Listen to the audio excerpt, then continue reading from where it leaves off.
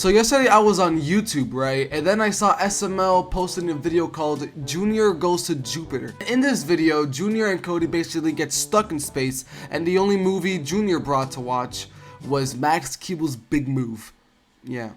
Yeah, Max Keeble's Big Move. So I wanted to talk about it because it's quite hysterical, the fact that Junior and Cody were stuck in space for about 6 years only watching Max Keeble's Big Move. So then I wanted to watch Max Keeble's Big Move, but not for 6 years. God, no, hell no. I just wanted to watch Max Keeble's Big Move to, you know, see what all the fuss is about. And I did.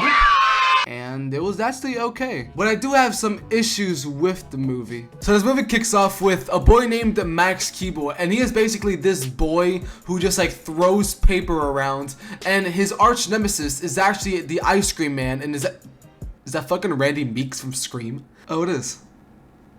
Huh. So anyways, back to the ice cream guy. He's just chasing Max Keeble around for whatever reason. We actually have no idea why he hates this kid. I mean, they never made it clear in the movie. Like, he just sort of like has this hatred for no reason.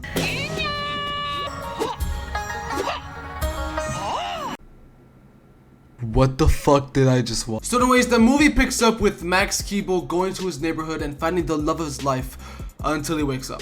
And is that fucking Goldberg? And then the movie goes into the bus scene where we meet up with Max Keeble's buddies, Robe and Megan. And then the plot really gets going once we get to the school scenes where we meet Max Keeble's evil principal, Mr. Elliot. And like, let me tell you, this principal is the definition of evil. The amount of horrible things this man has done to these poor children is actually unspeakable. This absolute menace of a man. Then right after we meet Max Keeble's bully, and it's not only Max Keeble's bully, he's like the bully of the entire school. His name is Troy McGinty. I actually find it quite funny, the fact that Troy McGinty puts his victims' names on his shirts. He wrote Max Keeble on his shirt and then later completely demolished Max Keeble. And then the principal talks about the fact that he wants a football stadium in the school. And then Max Keeble comes in his garbage fit because of Troy McGinty. And then the principal gets mad at Max Keeble for absolutely no reason. I've got my eye on you, Max Keeble. What do you mean got his eye on him? This is not his fault, bro. It's all Troy McGinty's fault. Look at him. Look at that smile. Then we get introduced to the second bully. His name is Dobbs. And basically, he's just this rich kid who just like wants people's money. Then school finishes, and then Max Keeble goes into an animal shelter to take care of his monkey friend, who he's known all of his life. Then we find out that the animal shelter is actually getting shut down because some creep bought the land to it.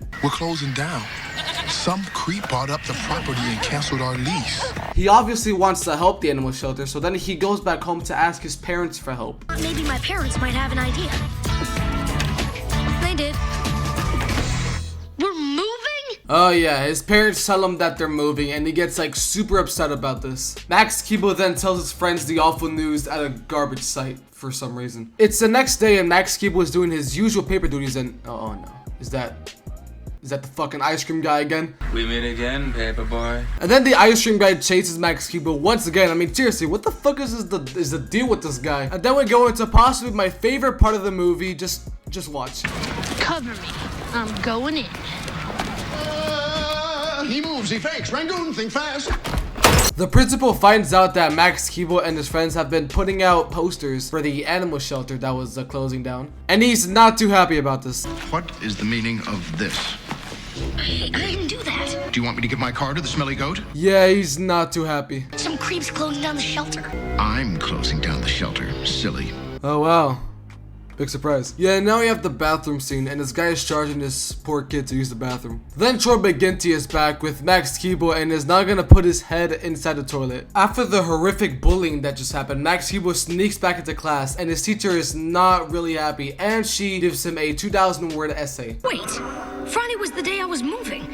This teacher was mean. She let Dobbs steal my money. She wanted to punish me when it wasn't my fault.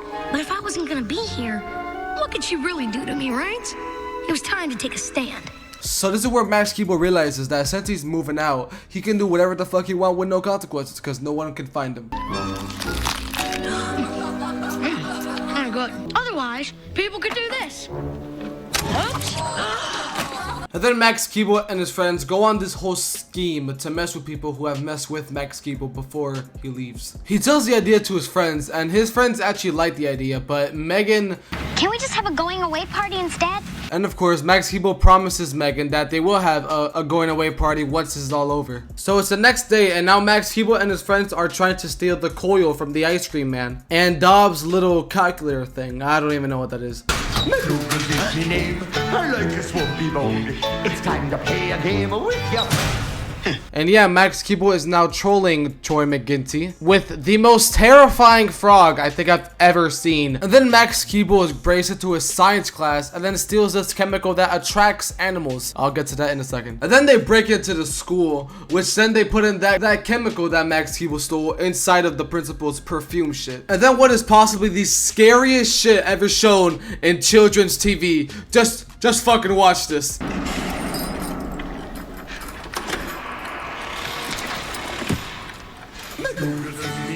Anyways, then a school inspector comes into the school to inspect the school to see if the school is ready for a football field. Thanks to the chemical that attracts the animals, a squirrel broke into the school and is now inside of the principal, and the principal is doing some like weird shit. I don't even know what he's doing. And into this dick, yeah, he's going crazy. I don't even know what's up with him. I pound on kids. Yeah, don't even talk to me at this point. So now we have this Breaking Bad type scene where Dobbs brings the ice cream guy's coil and then the ice cream guy brings his calculator. And then I guess they're gonna like trade, but then they don't want to trade, so then they kind of fought. And then Max Keeble attempts to fatally drown them in mixed ice cream, which is quite disgusting. And then Max Keeble tries to get Rizzy, and the girl invites him to drink milkshakes with her. But then when I get Rizzy, it's an issue, right? So now they're all partying, you know, everyone is having a great time, but I forgot to mention.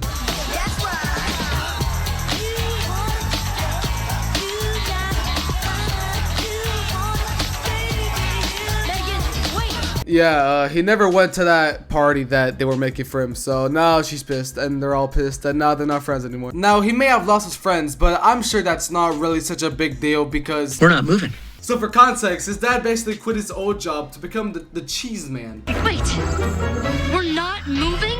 Yep, you just fucked up your life. I mean... Any kid can make a mess. Takes a man to clean it up. So not only did those words of wisdom change my life, but it also changed Max Keeble's life. Attention students, this is Max Keeble speaking.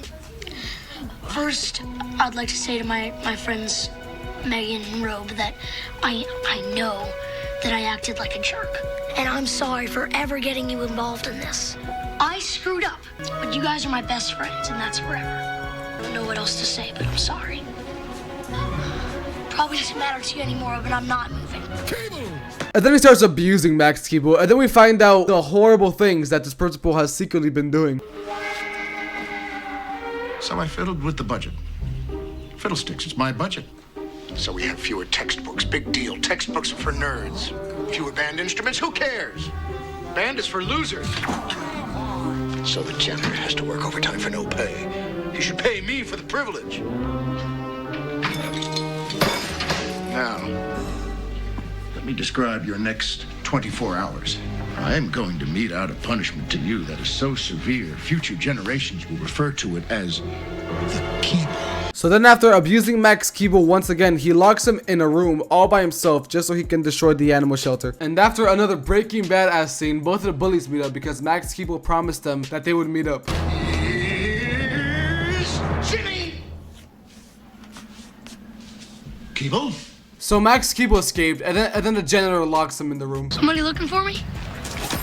And then the third time for the last minute, he gets beat the fuck up. And then Megan comes to save him, and then for some reason she plays a little tune. I don't know why that was gonna do. I don't know what that's gonna do. Oh, that is Robe. What is he doing? He has an army. What the fuck he has? And then everyone kind of gangs up on the bullies because they've been bullying them for years, and they're tired of the disrespect. You have to pay us to use the restroom. We're pulling your plug. Throw them in the dumpster. Swirl it. Yeah! So now for a fourth time someone gets beat up in this movie, I mean, they just get thrown up and now Wait!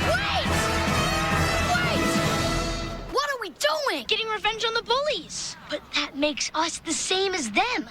Don't you see? I mean, I went about all this the wrong way. We are no better than the bullies if we do exactly what the bullies do. I mean, we need to stand together and make our school a better place. You know, for everyone. For you and you and you and even you, worried kid. So then the same girl walks up to him, asking him if he wants to go out sometime, and he politely said no. And now the principal comes back with his ultimate weapon called the Keeble, and now he's gonna destroy the animal shelter and attempt to murder a bunch of children. I don't even know. I know! How about the smelly goat? Why don't we start with the boy who tried to save the smelly goat? I do not fear your dark powers, bald one. So, remember that chemical that Max Keeble put inside of his perfume thing? Well, he used it, and now all of the animals are attracted to him, and now they're all chasing him, and he's running for his life. Yep, I did it. The animal shelter was safe. That's it? That's the whole fucking movie? Max Keeble's big move? He never even fucking moved! His move wasn't that fucking big. So as you can see, I finished reviewing Max Keeble's big move. And in conclusion, Max Keeble's big move was a 6 out of 10. Would never watch this movie again.